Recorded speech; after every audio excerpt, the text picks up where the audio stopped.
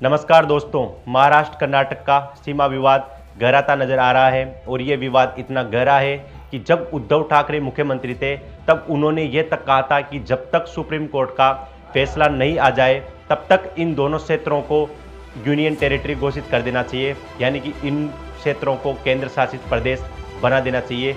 ये उद्धव ठाकरे ने कहा था जब वो महाराष्ट्र के मुख्यमंत्री थे।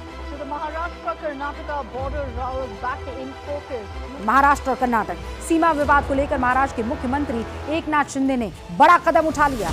जनवरी 2021 में उद्धव ठाकरे ने विवादित इलाकों को कर्नाटक अधिकृत महाराष्ट्र तक कह दिया था। इससे आप आइडिया लगा सकते हैं कि यह विवाद कितना बढ़ता हुआ नजर आ रहा है।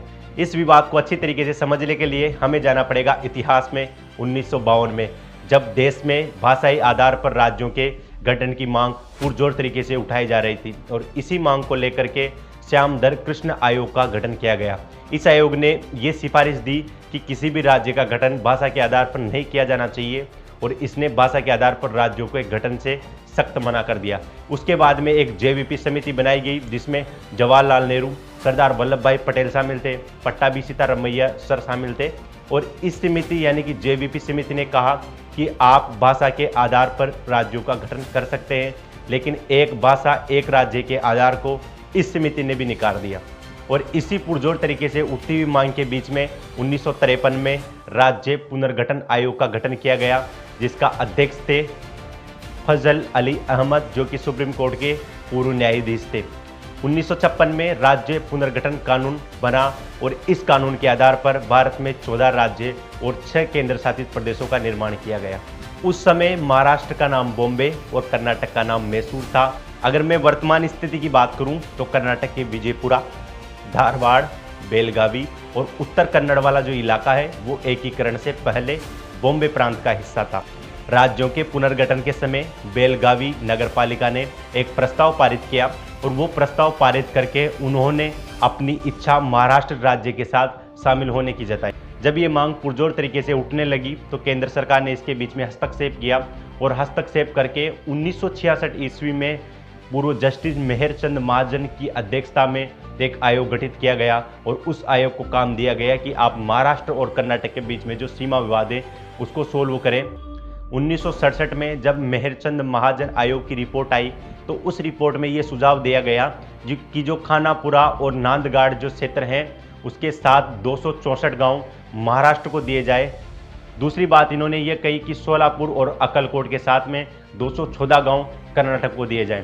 दोस्तों, इस मांग को महाराष्ट्र सरकार ने सिरे से खारिज कर दिया क्योंकि उनका मानना था कि बेलगामी जो है उसमें मराठी भाषी अधिकतर है तो इसको महाराष्ट्र में शामिल होना चाहिए, जबकि कर्नाटक सरकार ने इस फैसले को अपने हित में जानते हुए इसको मान लिया और कर्नाटक सरकार अब तक उसी सीमा को मानती आ रही थी।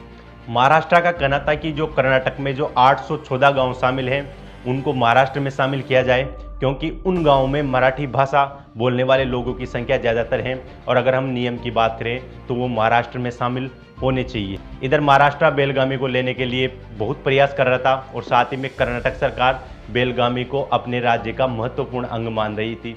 उन्होंने बेलगामी में 19 से 30 दिसंबर के लगभग विधानसभा का सत्र चलाने की बात की।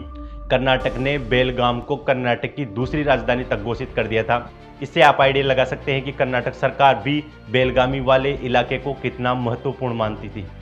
18 साल पहले इन्हीं 814 गांवों को महाराष्ट्र में शामिल करने की मांग को लेकर महाराष्ट्र सरकार सुप्रीम कोर्ट में चली गई, यानी कि महाराष्ट्र सरकार ने 2004 में 814 गांवों की मांगों को लेकर सुप्रीम कोर्ट में एक पिटीशन दायर की।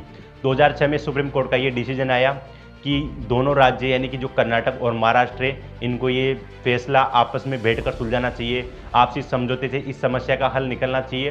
साथ ही में सुप्रीम कोर्ट ने ये सुझाव भी दिया कि भाषा के आधार पर ज़्यादा जोर नहीं देना चाहिए क्योंकि इससे और ज़्यादा समस्या उत्पन्न होने लगेगी। कर्नाटक के मुख्यमंत्री बसवराज बोम्मे ने सोलापुर और जो अक्कलकोट है उसको कन्नड़ भाषा के आधार पर कर्नाटक में शामिल करने की मांग उठाई। दोस्तों, ये मुद्दा अब तक सुप्रीम कोर्ट में है। 2004 में महाराष्ट्र सरकार के द्वारा ये केस सुप्रीम कोर्ट में फाइल किया गया था। आज 2022 हो चुकी है, यानी कि इसको 18 साल हो चुके हैं। अगर हम कर्नाटक सरकार की बात माने तो कर्नाटक सरकार का ये कहना है कि हमारे संविधान में एक आर्टिकल है, आर्टिकल 3, और आर्टिकल 3 ये कहता है कि संसद किसी भी राज्य की सीमा में परिवर्तन कर सकती है कानून बना करके, यानी कि अगर किसी भी राज्य की सीमा में परिवर्तन करना है तो वो संसद कर सकती है, सुप्रीम कोर्ट नहीं कर सकता। ये कर्नाटक सरकार का कहना है। जबकि महाराष्ट्र सरकार का ये कहना है कि हमारे संविधान में एक आर्टिकल है, आर्टिकल 131, वो आर्टिकल ये कहता है कि जब भी देश की संघीय इकाइयों के मध्य किसी भी तरह का कॉन्ट्राडिक्शन होगा, किसी भी तरह का विवाद होगा, तो ये सुप्रीम कोर्ट की आरंभिक अधिकारिता के क्षेत्र में समझा जाएगा। यानी कि दोनों राज्य अपने अपने पक्ष पर डटे हुए हैं। दोस्तों, इसी मुद्दे को लेकर के हमारे गृह मंत्री अमित शाह ने एक मीटिंग बुलाई थी, जिसमें बसवराज बोम्बे जो कि कर्नाटक के मुख्यमंत्री है और साथ ही में महाराष्ट्र के वर्तमान मुख्यमंत्री एकनाथ शिंदे वो शामिल थे। और अमित शाह ने इसमें ये साफ कहा था कि जब तक सुप्रीम कोर्ट का पूरी तरीके से फैसला नहीं आ जाता, कोई भी राज्य इन इलाकों पर अपना दावा पेश नहीं करेगा। यानी कि इस मामले का हल अब सुप्रीम कोर्ट से निकलने वाला है।